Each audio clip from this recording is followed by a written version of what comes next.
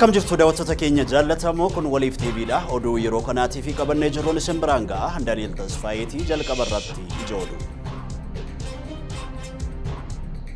Wixineen labsii seera amantaaf mootummaa daangessu kan qophaa'ee ta'uun ibsame.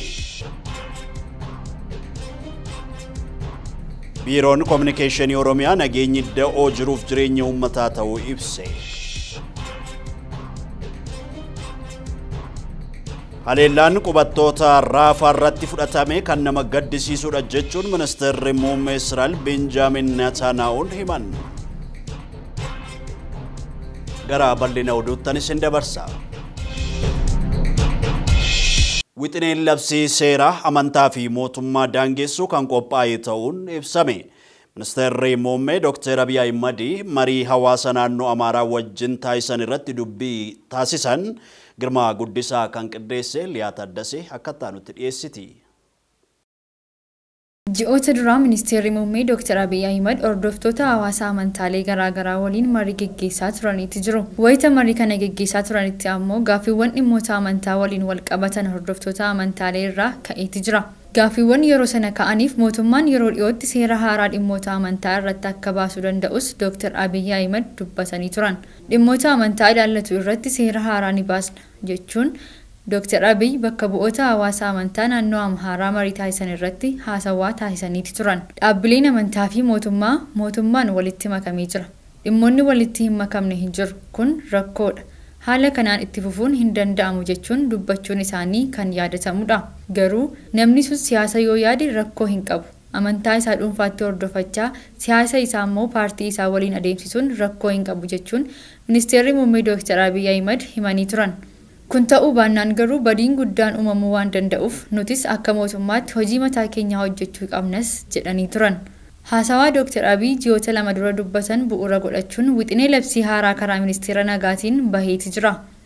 Bu'uuruma labsii haaraa ba'ii kanaan dhaabbileen amantaa dhimmoota faallaa ta'an nagaa uummataa booressuu, dhimmoota fayyaa fi barnootaa irratti gufuu ta'uun akkasumas wantoota xiinsammuu hawaasaa miidhuu danda'an irraa of qusachuu akka qabanis himameeti jira. Gochaawwan waliin jireenya hawaasaa faallessan irraas akka of qusachuu qabanis labsii haaraa kana irratti eerameeti jira. Dabalataanis dhaabbileen amantaa iddoo daddabarsa maallaqa seeraan alaa ta'uu hin qabus jedhameeti jira. Dhaabbileen amantaa wantoota armaan gadii irraa of qusachuu qabu. Wantoonni dhaabbilee amantaaf dhorkaa ta'an keessaa dhaabbileen amantaa kamuu kaayyoo hundaa'eef ala waan biraa geggeessuu hin danda'u. Dhaabbilee amantaa isaanii namni biraa dirqiin akka hordofu taasisuu hin danda'an. Dhaabbileen mootummaa keessatti akkasumas manneen barnootaa dhuunfaa keessatti amantaa barsiisuun hin danda'amu.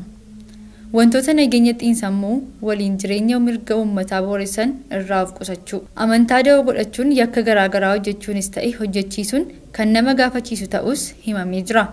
Karaa seeraan alaatiin maallaqa daddabarsuunis ta'e jijjiiruun dhorkaa akka ta'e akkasumas amantaa biraa tuffachuun, arrabsuun, gadi xiqqeessuu fi wantoota amantoota gidduutti hokkora uumuu danda'an irraa of qusachuu. Bakkeewwan seeraan dhorkaman irratti sagantaa amantaa geggeessuun hin danda'amu. Dabalataanis wantoota biraa seeraan nama gaafachiisan irratti hirmaachuun hin danda'amu. Wixineen labsii haaraa kun boqonnaa 6 fi keewwata 32 of keessatti kan hammatedhas jedhameeti jira. Itoophiyaan Insaayider wabeeffanne.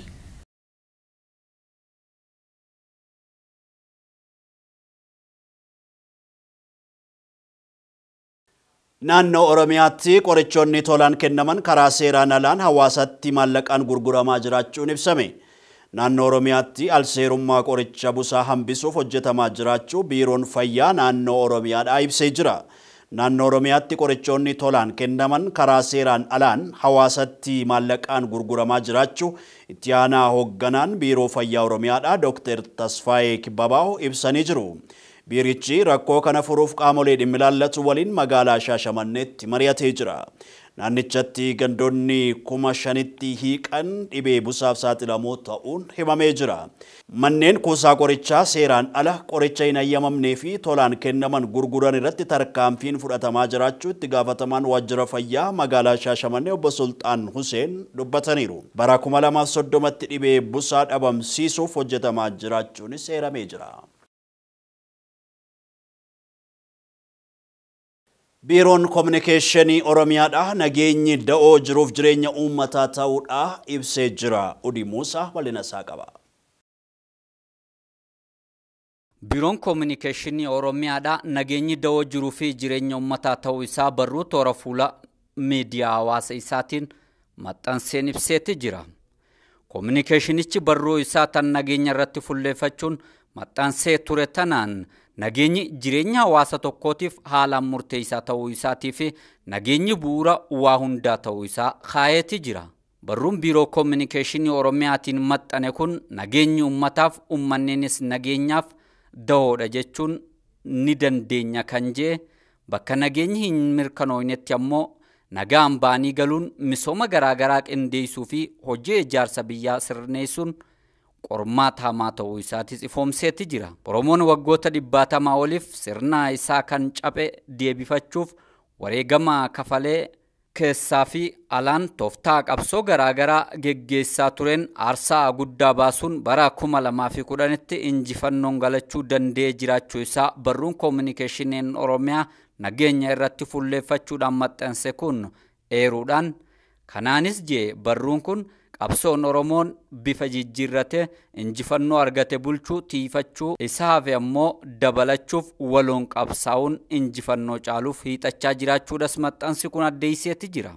Toora fuula Facebook isaatiin barruun Koominikeeshiniin Oromiyaa maxxanse kun sadarkaa irra jiramu bilchinaan laaluun hafe ammoo faallaa kanaatiin walirratti duuluun waraana yeroon hin barbaanne walirratti geggeessuun ummata nagaa fi misooma barbaaduu irratti gufuu ta'uun yaaddoo jiruu fi jireenya ummatichaa ta'uun injifannoo argame boodatti deebisuudhaan gabrummaa hamaa jalatti ummata keenya deebisuuf dhama'uun diina ummataa kanaa ta'uudha malee waan biraa waan fiduu akka hin qabnes ammoo ibseeti jira.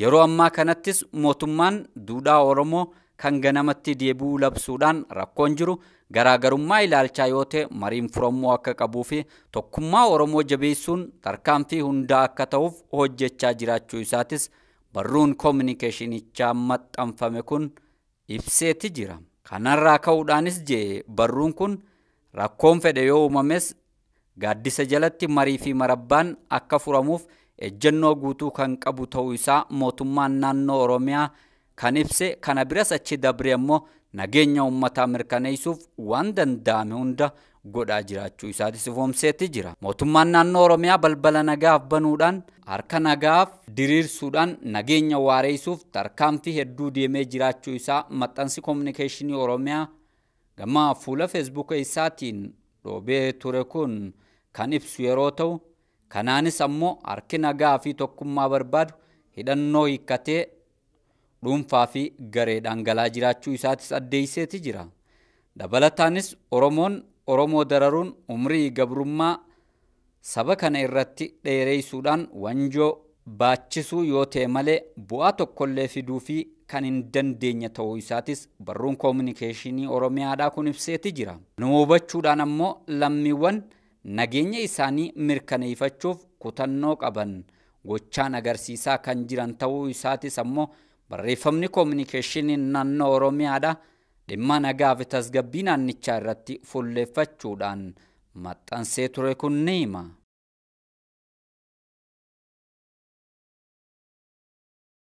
Gaaffiin mirga wabii Luba Balaay Mokonnin faa dhiyeessan kufaa ta'ee jira. Lakkoofsa herrega baankii Gamtaa Afrikaa irraa sanada sobaan doolaara miliyoona 6.50 waliin dha'uun kan himataman Luba Balaay Mokonnin faa gaaffii mirga wabii dhiyeessan kufaa ta'ee jira. Mana murtii olaanaa federaalaatti dhaddachi dhimmoota yakka malaammaltummaa lidataa ramaddii sadaffaan beellama kaleessaan gaaffii mirga wabii dhiyaate ilaalchisee falmii ture irratti yaada murtoo kennee jira. Haaluma kanaan hanga beellama taanu caamsaa 29 bara 2016tti himatamtoonni bakkuma jiran akka turan ajajeera. Kana malees himatamtoota arfaffaa fi shanaffaa hanga ammaatti to'annoo jala hin oolle poolisiin hordoffii malu taasisuun akka dhiyeessu ajajee jira. Haleellaan dooniiwwan daldalaa galaana diimaa irra socho'an irratti raawwatamu akka dhaabbatu chaayinaan gaafattee jirti. Haleellaan dooniiwwan daldalaa galaana diimaa irra socho'an irratti raawwatamu dhaabbachuun naannichatti nageenyi waaraan akka bu'u chaayinaan gaafatte. Ministeera dhimma alaa Chaayinaa Wang Yun har'a ministeera dhimma alaa Yemen waliin marii taasisan irratti waamicha kana dhiyeessuun ibsamee jira. Chaayinaan dhimmicha irratti qooda ishee ba'uu fi qophii ta'uu eeruu isaanii Reuters gabaaseera.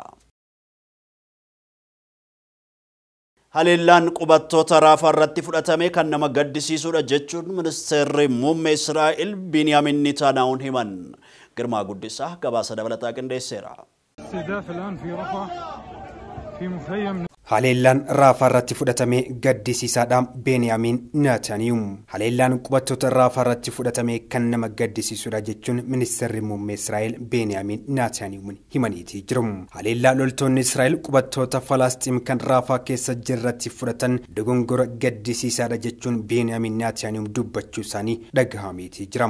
Yeroo gabaabaa keessatti illee qorannoon kan gaggeeffamudha jechuunis dubbataniitii jiru. Haleellaa rokkeettii humnoonni Hamaas magaalaa Tel Aviv fudhataniin loltoonni Israa'el haaloo ba'uuf qubattoota Raafaa irratti haleellaa sukkaneessaa fudhataniin lammiileen nagaa 35 battalumatti yoo du'an 1000 kan lakkaa'aman ammoo miidhaa qaamaaf saaxilamaniitii jiru. Hanga ammaatti lakkoofsi namoota du'anii 45 gahee akka jiru hangawoonni Hamaas dubbachuu irratti argamu.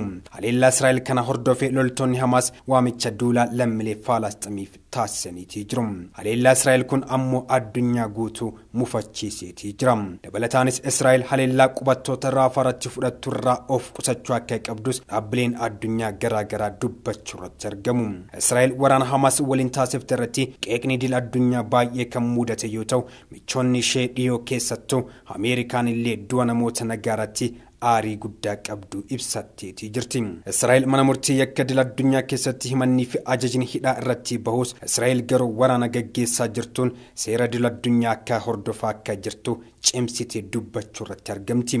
Israa'el haleellaa uummata Falasxiim irratti hanga ammaatti fudhatteen lammiileen Falasxiim lakkoofsaan 36,000 ol kan ta'an ajjeesuu dandeesseetii jirti. Ministeerri fayyaa Gaazaa akka jedhetti namoota du'an keessaa gara walakkaan dubartoota, daa'immanii fi maanguddoota dullooman ta'uu ibsu irratti argama. Michuu dhiyoo Awurooppaa Israa'el kan taate Faransaay jeequmsa kanaan aarii guddaa seenee jira jechuu ishee barruun Times maxxansee jira. Opereeshinoonni waraanaa kun dhaabbachuu qabu, lammiileen nagaa Falasxiim Raafaa keessa da'oo taasifatan eegamuu qabu, akkasumas seera idil addunyaa guutumatti lammiilee Falasxiimiif akka kabajamuu fi hatattamaan dhukaasa akka dhaabbatu nan gaafadha jechuun pirezidaantiin Faransaay Emmanuel Macron toora miidiyaa hawaasummaa X isaan irratti maxxansaniitii jiru. Haleellaa Israa'el qubattoota Raafaa irratti fudhachaa jirtuun lammiileen Falasxiim miliyoona 1.5 ol kan ta'an dararaaf saaxilamaniitii jiru. Haleellaa Israa'el Raafaa irratti fudhachaa jirtu irraa akka of qusattu irra deddeebiidhaan Masriin akka keechisa laattus Israa'el garuu hanga Hamaas dachii kanarraa badutti duubatti hin deebine jechuun dhaadachuu ishee itti fuftee jirti. Ministeerri raayyaa ittisa biyyaa Xaaliyaan Guido Crosetto akka jiranitti Israa'el haleellaa boombii Raafaa irratti fudhattee dhiibbaa yeroo dheeraa akka qabaattu ishee taasisaa jechuun himanii jiru. Dabalataanis Israa'el haala amma deemaa jirtu kanaan jibba ofirratti labsaa jirti. Kana qofa osoo hin taane jibba hidda gadi fageeffate dhaloota dhufu irratti uumaa jirti jechuun Crosettoon himanii jiru jechuun madda oduu Xaaliyaan kan ta'e SKTG24tti himaniitii jiru. Israa'elii fi Hamaasiin araarsuuf dhamaa kan jirtu Kaatar ammoo haleellaan kun marii dhukaasa dhaabuu taasifamaa jiruu fi taasifamuuf jiru irratti qormaata guddaa fidee dhufaa jira jechuun himti. Biyyoonni ollaa Masrii fi Joordaan waggoota kurnan dura Israa'el waliin nagaa qabaachuun beekamanis haleellaa Raafaa kana garuu balaaleffatanii jiru. Ministeerri dhimma alaa Masrii haleellaa Israa'el Raafaa iddoo addaa Tel Al Sultaan irratti raawwatame seera idil addunyaa fi mirga namummaa ifaa ifattee kan cabsedha jechuun ibsaniitii jiru. Haleellaa Raafaa irratti fudhatame haleellaa yakka waraanaati jechuun ministeerri dhimma alaa Joordaan dubbateetii jira. Qondaalli seera olaanaa waraana Israa'el akka jiranitti namoota yakka Raafaa irratti raawwatan aangawoonni qorachaa akka jiran ibsuun lubbuu namoota du'aniif akka gaddan himaniitii jiru. Israa'el himannaa duguggaa sanyii lammiilee Falasxiim irratti raawwatameen himannaa Afrikaa kibbaatti mana murtii haqa idil addunyaatti ishee irratti dhiyaate haaltee jirti. Torban darbe manni murtii Israa'el haleellaa Raafaa keessatti raawwatu akka dhaabdu ajajee ture. Manni murtii yakka idil addunyaa murteessaa kana hojiirra oolchuuf rakkatee jira. Addatti abbaan alangaa olaanaa mana murtii yakka idil addunyaa Naataaniyuumii fi ministeera ittisaa Israa'el Yoof Gaalant pirezidaantii akkasumas hooggantoota Hamaas sadii irratti yakka waraanaa kanaan wal qabatee raawwatamee jedhame irratti ajaja hidhaa baasuun isaas kan yaadatamudha. Hamaas haleellaa ongoleessa torba Israa'el irratti raawwateen namoota nagaa 1200 yoo ajjeesu namoota gara 250 boojuu danda'ee jira. Uummata Gaazaa miiliyoona 2.3 keessaa gara 180 kan ta'an qe'ee isaaniirra buqqaaniitii jiru akkasumas beela hamaaf saaxilamanii jiru jechuun dhaabbanni mootummoota gamtoomanii ibseetii jira. Aljazeeraa fi Times wabeeffannee jira. Ammaan tana addunyaa irratti daa'imman miliyoona 20 ol ta'an hanqina talaalliitiin dhibeewwan garaagaraa rakkachaa jiraachuu UN ibsee jira. Dhaabbanni mootummoota gamtoomanii ammaan tana addunyaa irratti daa'imman gara miliyoona 20 ol ta'an sababa hanqina talaallii fi ittisna dhibeewwanii laaffataa dhufeef jecha dhibeewwan garaagaraatiin rakkachaa jiraachuu hime. UN yaa'iin fayyaa addunyaa dhimmoota fayyaa addunyaa irratti geggeeffamu baatii faranjootaa gaafa waxabajjii tokko ta'amu ilaalchisuudhaan ibsa kenneera. Barreessaan olaanaan dhaabbata gamtaa mootummoota addunyaa Antonio Guterres waldhabdee fi waraanni kutaalee addunyaa adda addaa keessatti deemaa jiru rakkoo fayyaa addunyaa hammaataa dhufee fi daa'imman gara miliyoona 20 ol ta'anii fi tajaajila talaalliirraa kutees sababa ijoodha jedhee jira. Ilmi warra Portugal Antonio Guterres dhaabbanni fayyaa addunyaa WHO'n walgahii waggaa yaa'ii fayyaa addunyaa irratti rakkoo kanaaf furmaata akka barbaadu gaafatanii jiru. Dabalataan jijjiiramni qilleensaaf sababa hiyyummaatiin garaagarummaa jireenyaa bal'aan lammiiwwan addunyaa gidduutti mul'ataa jiras jedhan. Walitti bu'iinsi kutaawwan addunyaa garaagaraatti ammaati immoo garaagarummaa jireenya kanas akkaan bal'isee jiraachuun ibsamee jira. Daawwattoota keenya oduu keenya galgala kanaaf qindeeffannee xumurree jiraan walii waan turtanii fi ulfaadhaa isiniin jenna. Daani'eel Tasfaayeeti yeroo gaarii.